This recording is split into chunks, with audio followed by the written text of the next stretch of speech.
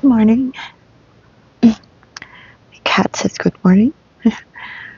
We're on page 628. Does anyone else have a favorite pencil? My favorite pencil. I don't know why.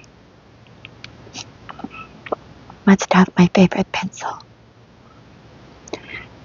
Good morning. Well, and what about correction? How did things go with correction after all? Correction is a social and state concept and does not coincide with dissent. All the systems of justice in the world, not just our own, dream that criminals will not merely serve out their time, but will also become corrected in the process. In other words, behave so as not to return to the defendant's bench in court, particularly for the same offense. Dostoevsky exclaims, "Who did hard labor ever correct?" The ideal of correction existed in Russian legislation after the Great Reform. The whole of Chekhov's Sakhalin, I hope I'm pronouncing that right, grew out of that ideal, but it was never successfully implemented. P. Yakubovich thought about this a great deal and wrote, "The terrorist regimen of hard labor corrects only those who have not become depraved, but they would not commit a second crime even without it. Yet this regimen only depraves a corrupt person, compelling him to be sly and hypocritical and to do its utmost not to leave any clues behind." What can one say about our corrective labor camps? Students of penology, Gefängniskunda, German, always believed that a prisoner must not be driven to total despair, that he must always be left hope and a way out. The reader has already seen that our corrective labor camps drove prisoners only and precisely to total despair. Baby! Jeebus!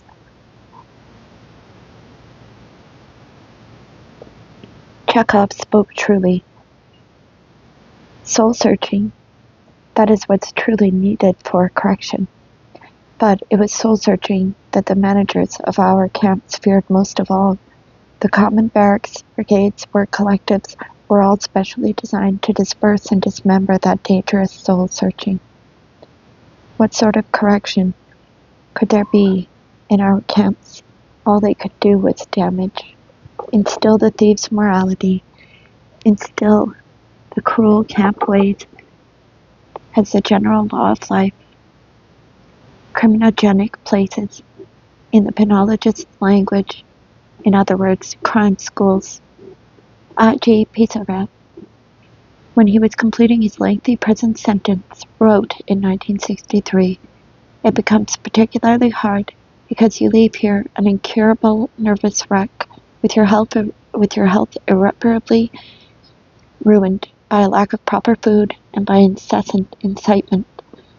Here people are corrupted once and for all. Maybe butter wouldn't have melted in a man's mouth before, but now you'd never manage to put salt on his tail. If you say pig to a person for 7 years, he will end up by grunting.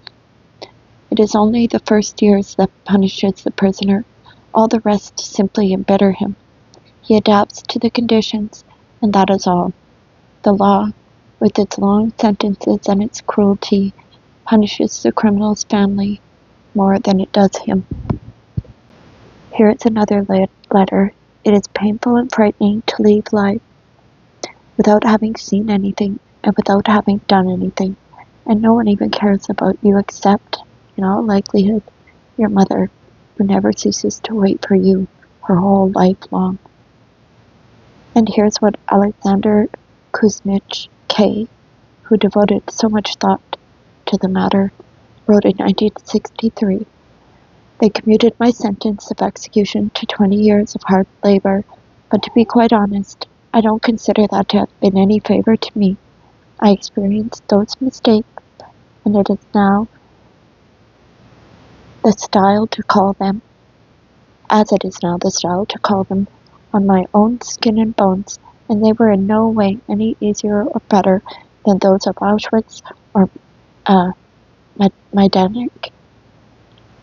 How is one supposed to distinguish dirt from truth?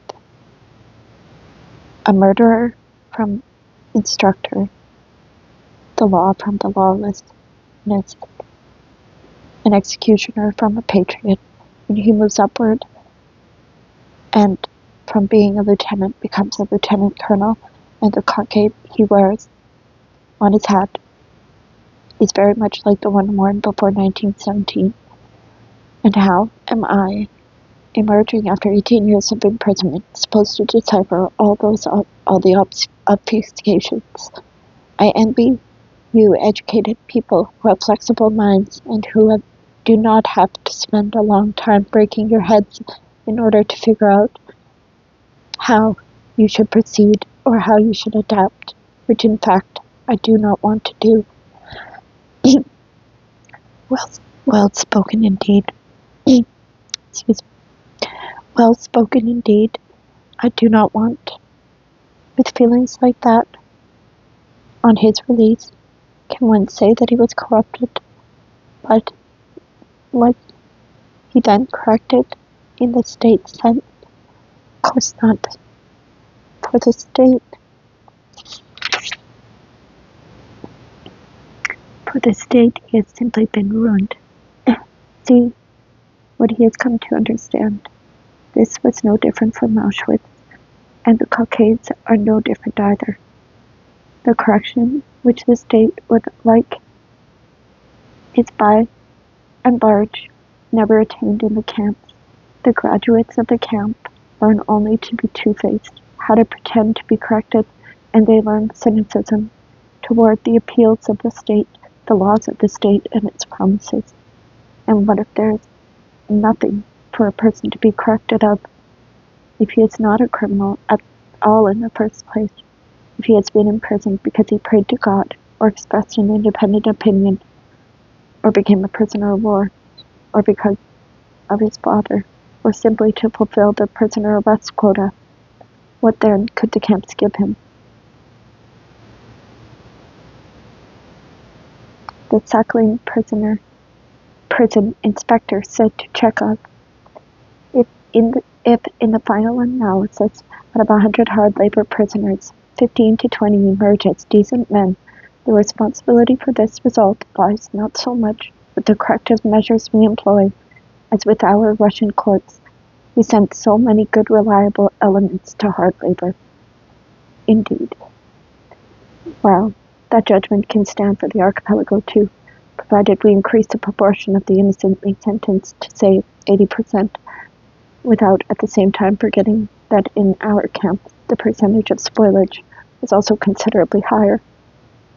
If we are speaking not about the meat grinder for unwanted millions, not about the cesspool into which they were hurled without pity for the people, but about a serious correctional system, the most complex of questions arises. How is it possible to give monotonously uniform punishments on the basis of a single unified criminal code?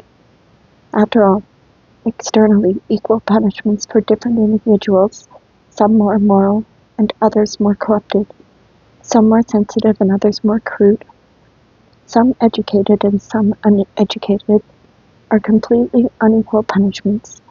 See Dostoevsky in many different places in his The House of the Dead. I have to read that.